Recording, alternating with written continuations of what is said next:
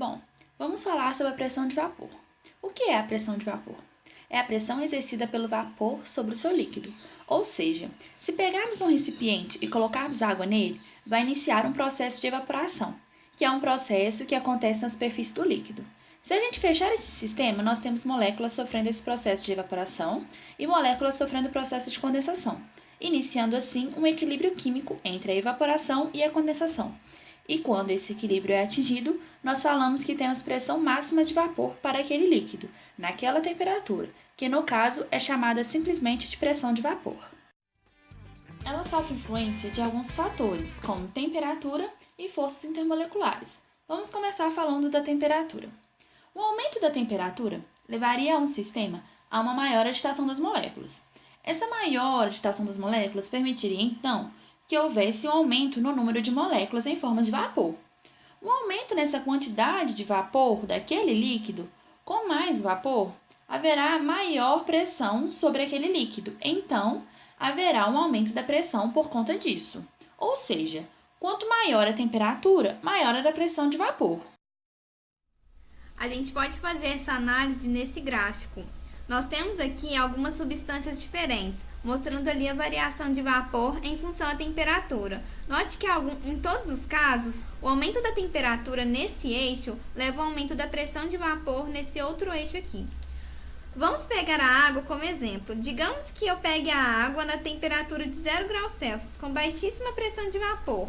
Aí nós teríamos o aumento da temperatura, que faria a pressão de vapor da água se elevar até o instante em que a pressão de vapor da água se iguala com a pressão atmosférica.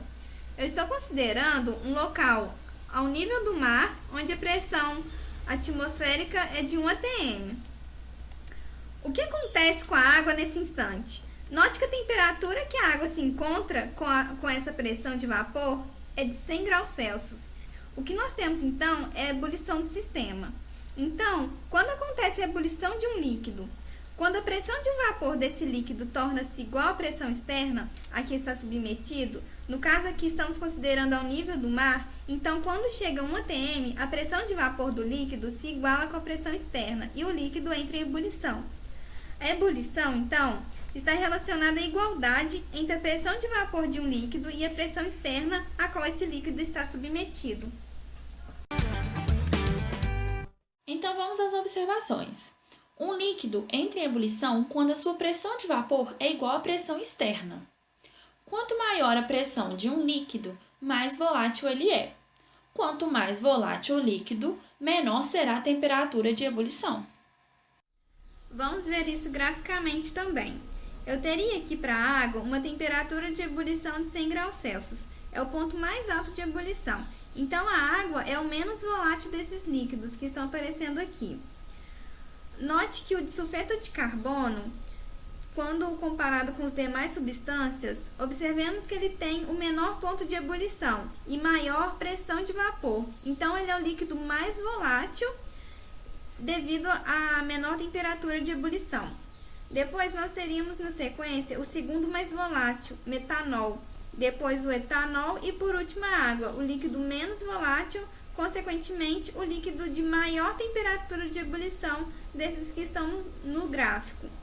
Então, por que essas diferenças entre pressão de vapor? Porque a água tem tão pouca pressão de vapor e o disulfeto de carbono tem tanta alta pressão de vapor.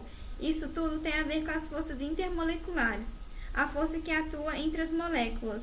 E quando maior a força intermolecular, no caso da água, maior é a atração entre as moléculas e, consequentemente, menor será a quantidade de vapor. Agora vamos falar do outro fator, que é a força intermolecular. A força intermolecular são forças que atuam entre as moléculas. Temos a ligação de hidrogênio, o dipolo induzido e dipolo induzido, o dipolo permanente e dipolo permanente. Isso tem a ver com a estrutura das moléculas. Quanto maior for a força intermolecular, mais unidas as moléculas estarão. Maior a dificuldade de separação que eu terei por causa da alta atração. E isso vai levar a uma diminuição da quantidade de vapor e com menos vapor haverá menor pressão de vapor. Ou seja, quanto maior for a força intermolecular, menor a pressão de vapor. Líquidos que apresentam força intermolecular muito grande são pouco voláteis, como a água, por exemplo, que apresenta ligação de hidrogênio, que são interações muito fortes. Já o disulfeto de carbono, que é uma molécula apolar, tem interação muito fraca entre as suas moléculas, por isso uma alta pressão de vapor. Vamos fazer consideração a outro fator que pode aparecer a respeito da pressão de vapor, que é a altitude. Quanto maior for a altitude, menor vai ser a pressão atmosférica. Quanto menor a pressão atmosférica, mais facilmente os líquidos irão evaporar, havendo assim uma temperatura de ebulição menor. Como a pressão externa é mais baixa, é mais fácil que o líquido chegue nessa condição externa com a sua pressão de vapor. Então, exige menos aquecimento, que levaria a uma temperatura de ebulição menor. Então, quanto mais alto eu vou, menor a pressão externa. Mais facilmente a pressão de vapor do líquido chega nessa pressão externa e menos eu aqueço. Logo, a temperatura de ebulição é menor. Foi exatamente pensando nessa ideia que foi criada a panela de pressão. Com a pressão interna sendo maior que a pressão externa, dificulta a vaporização, levando ao aumento da temperatura de ebulição. Fica mais difícil para as moléculas saírem do líquido para o vapor, porque é uma pressão muito grande sobre o líquido. A temperatura de ebulição da água é 100 graus Celsius, fazendo com que ela cozinhe mais rápido, porque quanto maior a temperatura de um sistema, maior a velocidade de reação.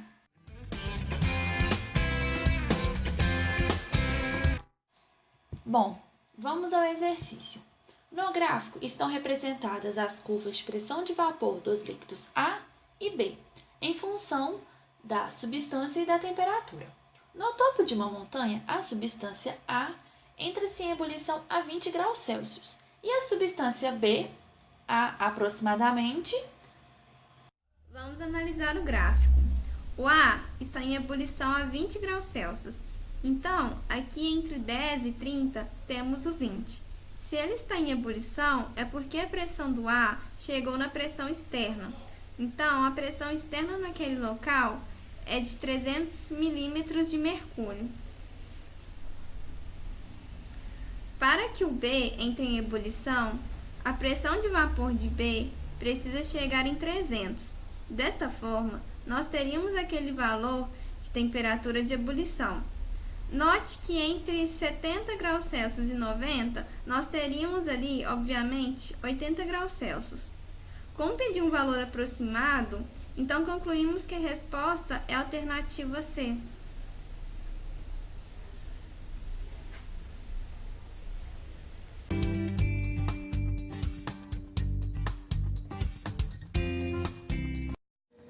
Gente, o experimento que a gente vai realizar hoje, a gente vai usar uma latinha vazia, água em temperatura ambiente normal, e essa bacia de água, ela contém água gelada e um pegador.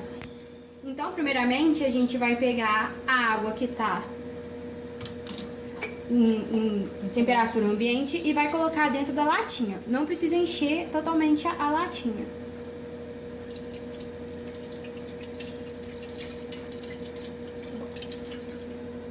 Quando a gente perceber que a água dentro da latinha começar a ferver, a gente vai retirar a latinha imediatamente e vai mergulhar ela na bacia com água gelada. Opa, deixa eu pegar de novo. Tá do seu cabelo, né? A gente pode perceber que a nossa latinha deu uma deformada, gente, ó.